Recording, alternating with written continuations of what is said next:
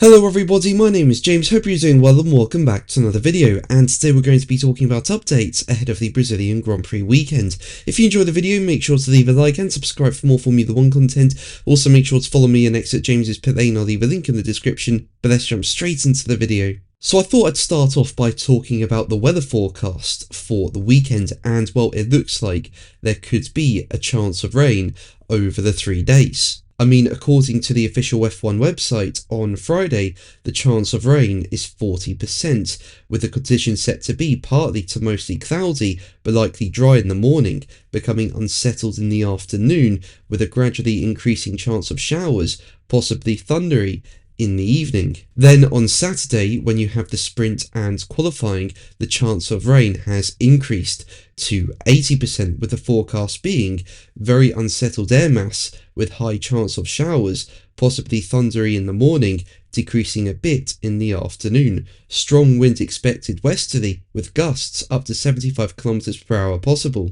Now for the Grand Prix itself, the chance of rain does lower quite a bit, with the chance of rain being 20%, and the conditions are expected to be cooler than previous days, mostly cloudy at first, with a slight to moderate chance of light rain until noon, becoming clearer for the race, with only a slight chance of one light shower.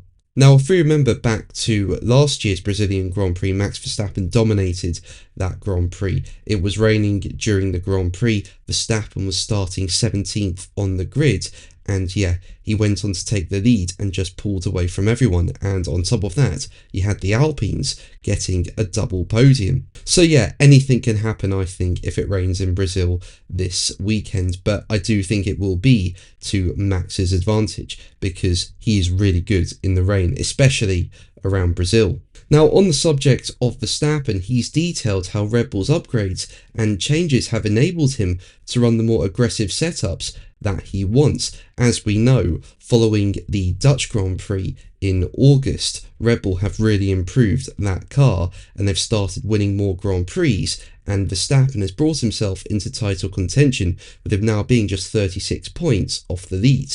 And reflecting on the breakthrough in performance of the RB21, Verstappen has explained how the team has been able to dial in more feeling on the nose of the car, something he demands to eke out performance, with Verstappen saying, as quoted by Racing News 365, "We tried a lot of things, and a lot of them did not work. The upgrades made it possible to run the car in a different configuration, and these cars are super sensitive, so if you're sliding a bit less, the tyres also work a bit better, and that gives you better race pace."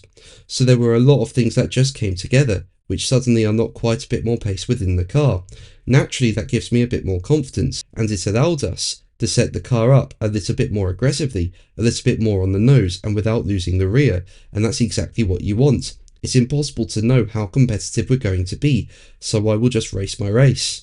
Now, in terms of other news ahead of the Brazilian Grand Prix weekend, one of them is that Carlos Sainz is sitting out the media day. Basically, he's not been feeling well, and the team has confirmed that Sainz will not be at the track on Thursday and will instead rest at the team's hotel in the hope he will be fit to compete this weekend. A Williams spokesperson said, "Unfortunately, Carlos is unwell and will not be coming into the track today, so all mandatory media slots will be cancelled.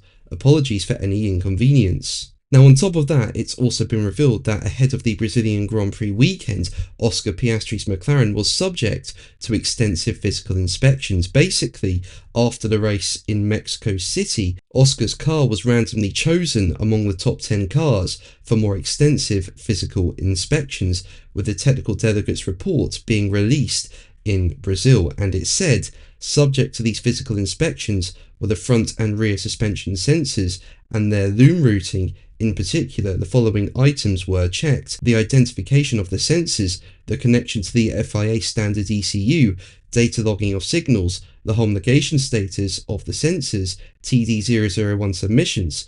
All inspected items were found to be in conformance with the 2025 Formula 1 technical regulations. But that's going to be the video from me today. Thank you ever so much for watching. Make sure to like and subscribe for more videos, and until the next one, take care.